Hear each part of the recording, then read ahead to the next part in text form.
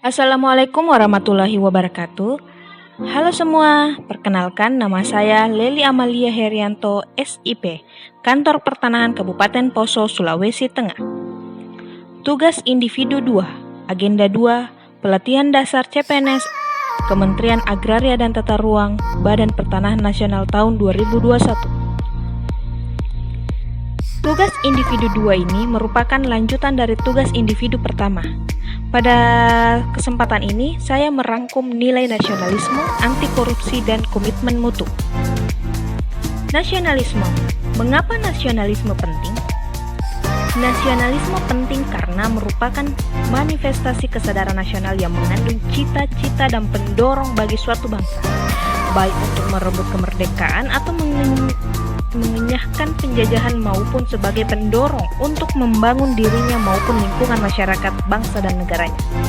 Nasionalisme sangat penting dimiliki oleh setiap pegawai ASN, bahkan tidak sekedar wawasan saja, tetapi kemampuan mengaktualisasikan nasionalisme dalam menjalankan fungsi dan tugasnya merupakan hal yang lebih penting.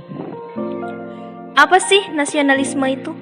Nasionalisme merupakan pandangan tentang rasa cinta yang wajar terhadap bangsa dan negara, dan sekaligus menghormati negara lain. Rasa cinta tersebut tidak boleh berlebihan atau biasa disebut dengan chauvinisme, yang bisa mengakibatkan perselisihan dengan bangsa lain. Indikator nilai dasar nasionalisme sebagai berikut. Kepercayaan kepada Tuhan Yang Maha Esa, mengakui persamaan derajat tanpa membeda-bedakan setiap manusia, rela berkorban untuk kepentingan negara dan bangsa, mengembangkan rasa cinta tanah air dan bangsa dan rasa persatuan, tidak memaksakan kehendak kepada orang lain, mengutamakan musyawarah dalam mengambil keputusan, kekeluargaan dan kegotong royongan, adil terhadap sesama, dan suka memberi pertolongan kepada orang lain. Pancasila sebagai dasar nasionalisme di Indonesia. Nilai-nilai nasionalisme Pancasila yang harus menjadi landasan filosofi ASN dalam menjalankan tugas dan fungsinya. Pemahaman nilai-nilai ini penting agar pemahaman tentang nasionalisme tidak berkembang dalam artian yang sempit, tetapi nasionalisme dipahami sebagai implementasi nilai-nilai dasar Pancasila. Sebagai ASN, tentunya ASN harus memiliki jiwa dan semangat nasionalisme yang luas berdasarkan Pancasila, dengan mengedepankan kepentingan nasional di atas segala-galanya. Setiap pegawai ASN wajib memiliki jiwa nasionalisme Pancasila yang kuat dalam menjalankan fungsi dan tugasnya. Jiwa nasionalisme Pancasila ini harus menjadi dasar dan mengilhami setiap gerak langkah dan semangat bekerja untuk bangsa dan negara. Untuk itu, setiap pegawai ASN sebagai bagian dari ASN harus senantiasa taat menjalankan nilai-nilai Pancasila dan mengaktualisasikannya dengan semangat nasionalisme yang kuat, menjalankan tugasnya sebagai pelaksana kebijakan publik, pelayanan publik, dan perekat dan pemersatu bangsa. Nilai ASN yang kedua adalah anti korupsi. Kata korupsi berasal dari bahasa Latin yaitu corruption, yang artinya kerusakan, kebobrokan, dan kebusukan. Selaras dengan kata aslinya, korupsi sering dikatakan sebagai kejahatan luar biasa. Salah satu alasannya adalah karena dampaknya yang luar biasa. Hukum tidak akan pernah tegak dan dapat memberikan keadilan jika masih ada korupsi di dalamnya. Robert Klitgard mengemukakan korupsi adalah diskresi atau monopoli tanpa adanya akuntabilitas. Dan untuk menghindari tindak pidana korupsi, kita sebagai ASN harus memiliki spiritual accountability yang baik dan akan menghasilkan yang baik, yang akan menghasilkan visi dan misi yang baik selanjutnya akan diterjemahkan dalam usaha yang terbaik untuk mendapatkan hasil yang terbaik. Ada 7 jenis korupsi menurut Syed Hussein Alatas. Yang pertama, korupsi transaktif. Yang kedua, korupsi ekstroaktif. Yang ketiga, korupsi investif. Yang keempat, korupsi nepotistik. Kelima, korupsi autogenik. Keenam, korupsi suportif. Dan ketujuh, korupsi defensif. KPK bersama dengan para pakar telah melakukan identifikasi nilai-nilai dasar anti korupsi dan dihasilkan sebanyak 9 nilai anti korupsi sebagai berikut.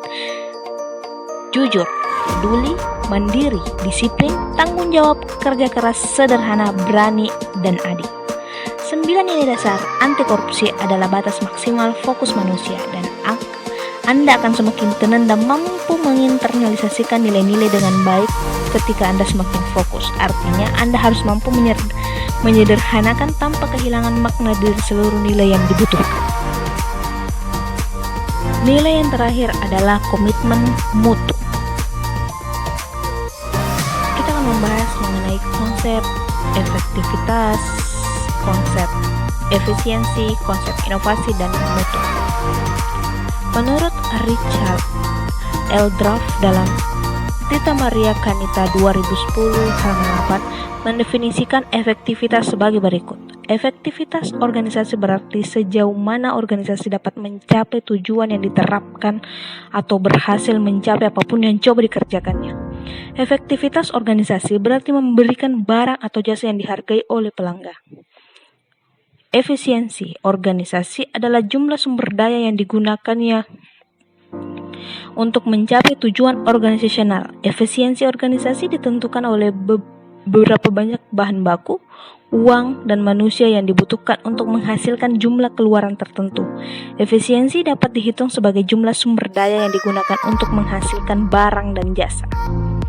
Yang ketiga, inovasi. Inovasi muncul karena adanya dorongan kebutuhan organisasi atau perusahaan untuk beradaptasi dengan tuntutan perubahan yang terjadi di sekitarnya.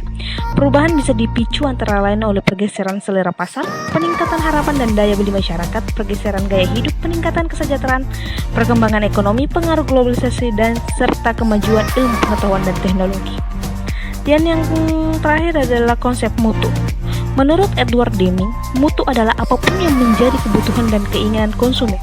Mutu mencerminkan nilai keunggulan produk atau jasa yang diberikan kepada pelanggan customer sesuai dengan kebutuhan dan keinginannya dan bahkan melampaui harapannya. Mutu merupakan salah satu standar yang menjadi dasar untuk mengukur capaian hasil kerja. Dalam lampiran keputusan Menteri Pendayagunaan Aparatur Negara Menpan nomor Cap 25-Pan-2-2004 tentang pedoman umum penyusunan indeks kepuasan masyarakat unit pelayanan instansi pemerintah dinyatakan bahwa indeks kepuasan masyarakat diukur oleh 14 unsur sebagai berikut: prosedur pelayanan, persyaratan pelayanan, kejelasan petugas pelayanan, kedisiplinan petugas pelayanan, tanggung jawab petugas pelayanan, kemampuan petugas pelayanan, kecepatan pelayanan, keadilan mendapatkan pelayanan, kesopanan dan keramahan petugas, kewajaran biaya pelayanan, kepastian biaya pelayanan, kepastian jadwal pelayanan, kenyamanan lingkungan, dan keamanan pelayanan. Produktivitas merupakan rasio antara output dengan input, baik dari sisi proses maupun hasil. Dari sisi proses, produktivitas merupakan kemampuan untuk menghasilkan produk atau jasa, sedangkan dari sisi hasil, produktivitas menunjukkan capaian hasil atau output yang diperoleh dalam kurun waktu tertentu berdasarkan target yang direncanakan. Upaya peningkatan produktivitas ASN sebagai aparatur penyelenggara pemerintah dapat dilakukan melalui banyak cara, misalnya peningkatan kompetensi, motivasi, penegakan disiplin, serta pengawasan secara profesional untuk mengawal kinerja PNS agar tetap berada di jalur yang tepat, tidak melakukan penyimpangan. Sekian dan terima kasih, semoga bermanfaat.